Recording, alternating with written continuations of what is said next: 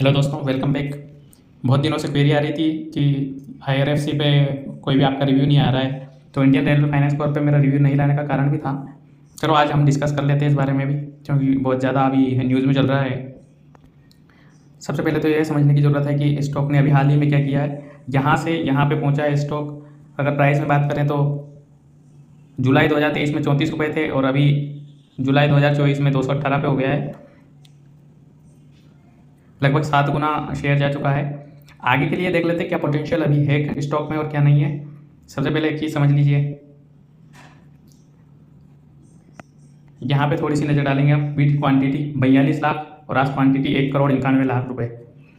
तो मैं उसमें नहीं जाऊँगा कि आज क्वांटिटी ज़्यादा है तो प्रेशर है कंपनी पे वगैरह। ये ट्रेडिंग के लिए है, हम इन्वेस्टिंग की बात करते हैं, लॉन्ग टर्म इन्वेस्टिंग की। तो केवल ये चीज़ दिखाना चाह रहा हूँ मैं कि इसमें वॉल्यूम अभी कितना ज़्यादा आ रहा है, यानी मार्केट में खौवा बन रहा है कि कंपनी जो है PSU वगैरह जो है बहुत अच्छा इनका ट्रेंड चल रहा है, अभी दौर चल रहा है ऐसा कह सकते हैं कंपनियों का। एक्चुअल में क्या कंडीशन है समझते हैं। तो बात कर लेते हैं कुछ फंडामेंटल्स की। कंपनी की मार्केट कैप है 2,84,000 करोड़। ROE 13% है, ठीक ठाक सा है, मतलब अच्छा ही कह सकते हैं, अच्छा ROE है।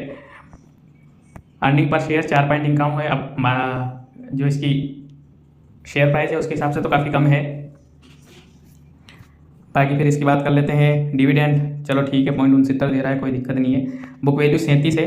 तो आपको बस ये समझना है कि 37 रुपये की बुक वैल्यू वाली कंपनी आप 218 में खरीदना चाहते हैं या नहीं चाहते हैं।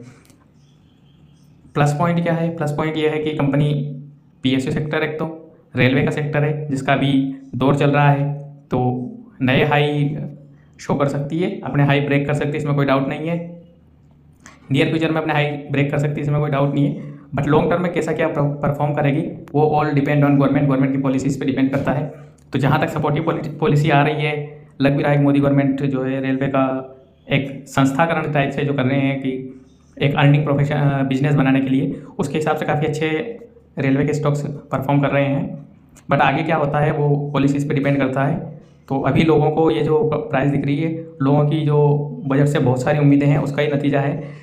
बजट में कितना क्या परफॉर्म करेगा, बजट कितना क्या लगेगा, अभी हालांकि उम्मीद तो है कि बजट रेलवे के शेयर के फेवर में ही रहेगा, क्योंकि रेलवे को प्रॉफिटेबल बनाने के लिए तो यहाँ सब कुछ चल रहा है। बुक वैल्यू 37 रुपये की है।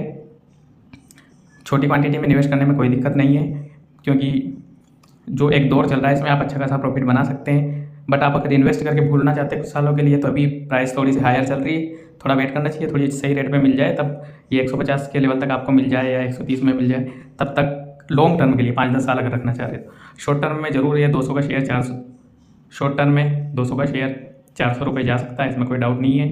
ये भी बजट से पहले या बजट में पॉजिटिव न्यूज़ आएगी तो बजट के बाद जस्ट बाद जा सकता है, इसमें भी कोई डाउट नहीं है। और चीज़ें बाकी की बात करें तो डेप्ट टू इक्विटी 8.38 है। PSU सेक्टर में यहाँ पे बताना चाहता हूँ कि लगभग सारे PSU सेक्टर डेप्ट में रखते हैं अपनी इन्वेस्टमेंट को। ये भी एक बिजनेस का तरीका होता है कि डेप्ट के जरिए अगर आप ज़्यादा पैसा उठाते हो तो आपको प्रॉफिट जो अपना है उसमें से ज़्यादा शेयर नहीं देने पड़ेंगे, क्योंकि शेयर होल्डर कम होंगे, और जो जहाँ से डेप्ट लिया उसको 5-6% का ही आपको डेप्ट पे करना होगा। तो एक बिजनेस स्ट्रेटजी होती है। यहाँ समझना है कि इस पर कंपनी में अच्छा खासा डेप्ट है, बट कंपनी प्रॉफिट अर्निंग है, ROE भी अच्छा जनरेट करके दे रही है। PB कहीं ना कहीं महंगा लग रहा है 5.78 का, बट वो वंस अगेन वही बात है कि कंपनी का दौर चल रहा है, एक प्राइवेट कंपनी की तरह, रिलायंस जियो की तरह परफॉर्म कर रही है अभी कंपनी, अडानी की तरह परफॉर्म कर रही है। तो अडानी का आप देखोगे कि ये बहुत हायर लेवल पे चल रहा है, बट उसका मतलब ये नहीं कि अभी वो क्रैश हो जाएगी। वो क्रैश होगी जब उसके खिलाफ कोई अच्छी नेगेटिव न्यूज़ आएगी, जैसे कि बीच में आई भी थी। तो ऑल डिपेंड्स ऑन सेंटीमेंट्स, ये कह सकते हैं सेंटीमेंट्स पे चलती है। अभी ये जो 218 का प्राइस है ये भी सेंटीमेंट्स पे है, बट कंपनी कहीं ना कहीं प्रॉफिट अर्निंग है, तो उसका फंडामेंटल भी स्ट्रॉन्ग है। आगे बात कर लेते हैं रेवेन्यू की। रेवेन्यू क्वार्टरली ठीक ठाक सा जनरेट करके दिया है, और ईयरली में आप देख सकते हैं कि प्रॉपर जो है ग्रोथ आपको दिखाई दे रही है ग्रोइंग स्टेज में। 11,000 करोड़ था 2019 में रेवेन्यू, जो बढ़ के लगभग 24,000 करोड़ हो चुका है। तो अगले 5 साल में 48,000 करोड़ भी हो सकता है, इसमें कोई डाउट नहीं है, क्योंकि ये प्रॉफिट है और जो प्राइस चल रही है वो सेंटीमेंट पे चलती है। तो ये चीज़ें समझना यहाँ पे ज़रूरी है। प्रॉफिट की बात कर लेते हैं। प्रॉफिट भी ठीक सा चल रहा है, 1200 से लेके 1700 तक की यहाँ पे रेंज दिखाई दे रही है क्वार्टरली। हमें ईयरली देखेंगे तो 2200 करोड़ रुपये जो 2019 में थे, अब 6300 करोड़ तक पहुँच चुके हैं। तो प्रॉफिट अर्निंग कंपनी है, प्लस प्रॉफिट का ग्राफ भी इस तरीके से बन रहा है। तो नियर फ्यूचर में बहुत अच्छा परफॉर्म करने की जो है, इसमें कोई डाउट नहीं है कि बहुत अच्छा परफॉर्म करेगी, और इसीलिए आपको शेयर इतना महंगा मिल रहा है। यही एक रीज़न है कि प्रॉफिट का ग्रोइंग फेस चल रहा है। तो ये फेज़ जहाँ तक ऐसे चलता रहेगा वहाँ तक आपको 200 के 400 भी देखने को मिलेंगे और 400 के 800 भी देखने को मिलेंगे। जब कहीं पे गवर्नमेंट की पॉलिसीज़ कोई अगेंस्ट हो जाएगी या नेगेटिव न्यूज़ आएगी, तभी शेयर प्राइस 218 से कम होकर 150 पे भी मिल सकती है। तो it also depend on sentiments. उसके बाद नेटवर्थ की बात कर लेते हैं। लास्ट में हम कंक्लूजन देंगे, क्या कंक्लूजन हम इससे निकालते हैं, तो जुड़े रहिए हमारे साथ। ये नेटवर्थ की बात कर लेते हैं, 25,000 करोड़ से बढ़कर 45,000 करोड़ तक पहुंच चुका है। तो नेटवर्थ बहुत अच्छा ग्रो कर रहा है। अगले 5 साल में 45,000 करोड़ से 90,000 करोड़ हमें देखने को मिलेगा। तो फिर अगर इस ग्रोइंग स्टेज में है तो फिर ये 218 की प्राइस महंगी नहीं है ना, क्योंकि कंपनी ग्रो कर रही है, अपनी ओरिजिनल वैल्यू भी बढ़ा रही है। आगे बात करेंगे बुक वैल्यू की। प्रमोटर होल्डिंग में तो कोई डाउट ही नहीं है, अच्छा खासा 86% का प्रमोटर होल्डिंग रखा है। और यही वो चीज़ है जो मैं बता रहा था ना कि डेप्ट 8% है। डेप्ट 8% का मतलब यही होता है कि आप प्रमोटर होल्डिंग ज़्यादा से ज़्यादा रख सकते हैं। इसका मतलब ये भी होता है कि जो कोई प्रॉफिट आएगा उसका ज़्यादा से ज़्यादा हिस्सा प्रमोटर्स में बटेगा और ज़्यादा से ज़्यादा हिस्सा प्रमोटर्स ले पाएंगे। डेप्ट वालों को केवल इंटरेस्ट पे करना होगा। इसके बाद बात कर लेते हैं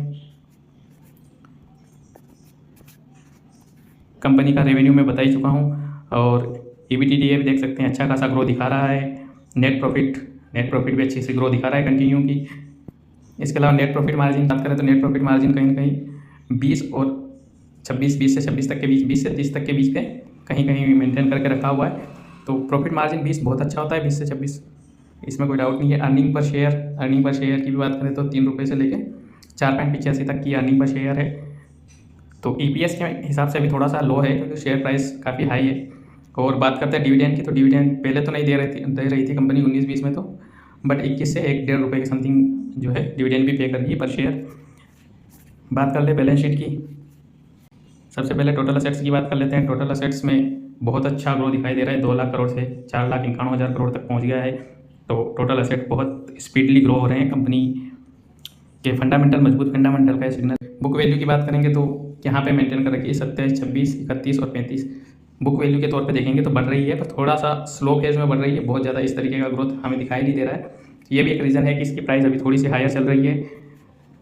ये मान सकते हैं हम कि हायर चल रही है, क्योंकि अगर बुक वैल्यू बहुत स्पीड से बढ़ रही होती है तो फिर हायर नहीं मानते हम इस प्राइस को।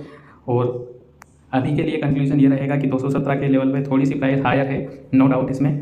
बट सेंटीमेंट इसी तरह चलते रहे तो 200 से 400 तक को भी आपको देखने को मिल सकती है। कंपनी थोड़ी सी मैं रिस्की मानता हूँ क्योंकि ऑलरेडी अपने एक हायर लेवल पे ये चल रही है इसलिए, और प्रॉफिट अर्निंग बहुत अच्छी है तो कंपनी अच्छा परफॉर्म करेगी, इसमें कोई डाउट नहीं है। बट प्राइस ऑलरेडी हाई चल रही है। अभी मान लो कि इसकी 36 की बुक वैल्यू है, तो 36 से 56 पे पहुँचेगी, 66 पे पहुँचेगी, इसमें कोई डाउट नहीं है। बट ये शेयर प्राइस जो है मार्केट सेंटीमेंट पे चलती है। ये ऐसे चलेगी कि 217 से 150 भी हो सकती है, फिर वापस 400 हो सकती है। तो अभी के लिए यही है कि एक ठीक ठाक से टाइम 4-5 साल के लिए अगर आप इन्वेस्ट कर रहे हैं तो इस शेयर प्राइस से एंट्री कर सकते हैं। और जैसे जैसे आपको कम प्राइस मिलेगी, शेयर एक्यूमुलेट करते रहें, 150 तक भी मिलेगी तो और अपने शेयर बढ़ाते रहें। ध्यान ये रखना है कि प्रॉफिट का ग्राफ आपका बिगड़ना नहीं चाहिए, प्रॉफिट अच्छे अर्न करनी चाहिए कंपनी। ये शेयर प्राइस आपको जितनी लो में मिले उतनी लो में एक्यूमुलेट कर सकते हैं। बहुत ज़्यादा बड़ा इन्वेस्टमेंट मैं इस प्राइस पे करने के लिए मना करूँगा। अभी देखो होने में हो सकता है कि 200 का शेयर 400 भी चला जाए, पर इसके चांस मेरे को बहुत कम अभी लग रहे हैं। इसलिए बड़ा इन्वेस्टमेंट इस सेम प्राइस पर करने के बजाय छोटा इन्वेस्टमेंट कर सकते हैं और धीरे धीरे एक्यूमुलेट कर सकते हैं इसको, जैसे जैसे प्राइस लोअर आएगी तो आपका एवरेज थोड़ा लोअर हो जाएगा तो रिटर्न अच्छा मिल जाएगा। आज के लिए इतना ही, आगे मिलते हैं नेक्स्ट फंडामेंटल स्टॉक के साथ। तब तक के लिए बी हेल्दी बी वेल्दी। जय हिंद।